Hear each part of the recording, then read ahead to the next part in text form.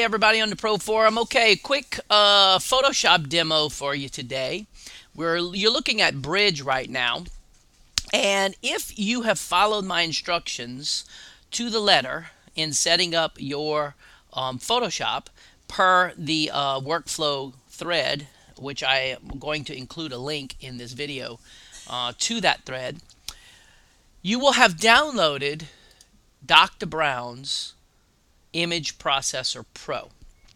And Dr. Brown's Image Processor Pro allows you to do all sorts of functions in the background. Very cool. Also, most importantly, totally free. Now, one of the things that comes with Dr. Brown's Stackomatic Pro is this thing. Image Processor Pro is Dr. Brown's Stackomatic. Stackomatic is what I want to talk about today. Now, what I'll do whenever I'm creating an album is underneath the customer's name, if you notice right here, underneath the customer's name, I have the JPEG folder, which has all the different JPEGs that I shot of the senior. And then in the album folder, what I do is I have these pages, and I'm going to open this up in Photoshop. This is just a straight 10 by 10 page, but it goes all the way across, so it's 10 by 20. And it's a little bit bigger so that, you have clipping and cropping and all that type of stuff that you can make sure it's just right. Anyway, so I save these, and I'm going to go ahead and close this, go back to Bridge. I save these as page 01, page 1, 2, 3, 4, 5, 6, 7, 8, and so on and so forth. And then from H&H, I have the cover page that H&H gives us the design for, and let me open that. So if you notice, here's the 10 by 10 photo cover album page. All right, and so front, back, all this type of stuff. All right, well, I'm not going to design that now, but I'm just showing you how this Stackomatic thing works. It's really neat. So what I'll do is for page 1, 2, whatever images I want to go there, I'm going to move them into position. So like, let's say these two images I want to go after page 1, 2, I'll put them after page 1, 2. And let's say this image right here I want to go on page 3, 4, and so on and so forth. Well, as you can tell, I've already done this.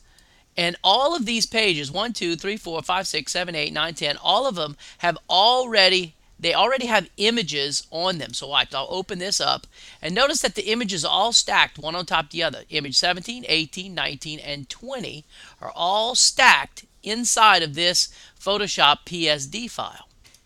Well, Stackomatic does that for you automatically, real seamlessly. You highlight, first of all, pages 19 and 20, and I'm going to go ahead and do that for you now. And then you select all of the images that you want to go into page 1920. Go to Tools, Dr. Brown, Stackomatic. It opens up this dialog box. I just leave it all default. I want to create layers, and I click OK. And it does it. Right now I'm hands off. It's taking every one of those images, dropping them into this 10 by 10, and stacking them up. So now it's done. Notice image 25, 26, and 27 is all stacked one on top of the other. Then I go File, Save As, because it wants to save it as a copy, and I save it as 1920, Save, Replace, and just like that, it has been saved. Okay, let's go back to Photoshop, go back to Bridge, and now I'm going to highlight the page 1920, and I'm just going to go ahead and delete off pages 19, the images that went inside pages 19 and 20. So what that allows me to do is has now all of these pages have images on the pages that I want them to have the way to work the way I want it. So let's go back to page 15, 16. Now what I do is I then look at all of the images and I decide which one of these images do I want to be on the background. And I think in this case, I want this image, number 18, to be on the background. So I move it into position. I highlight it. Control T, Control 0. And look, it's sized already right all the way across that page. So I'm just going to shrink it down to about right here is what I'm going to do. I'm going to shrink it down to right there. So that's now on the background. Then I want to have some images. Let's say this one and these two verticals. I'm going to highlight those two verticals. Control T, Control 0 so I can see the whole thing. I'm going to shrink them down to about this big. like that, and like that. Okay, and then I'll pull them out. I'll pull this one out to say here. So I got these two images like that. And now I have one more image that's going on this page. This one, Control T. Shrink that down into place. Right about there. Now, it looks like I'm going to have to do a little bit more adjusting to get this just the way I want it.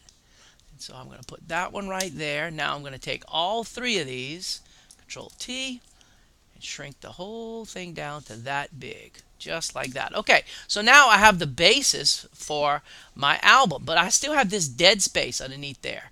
So to get rid of that dead space, I'm just going to duplicate. Oh, I hit delete. It's because I'm in a hurry.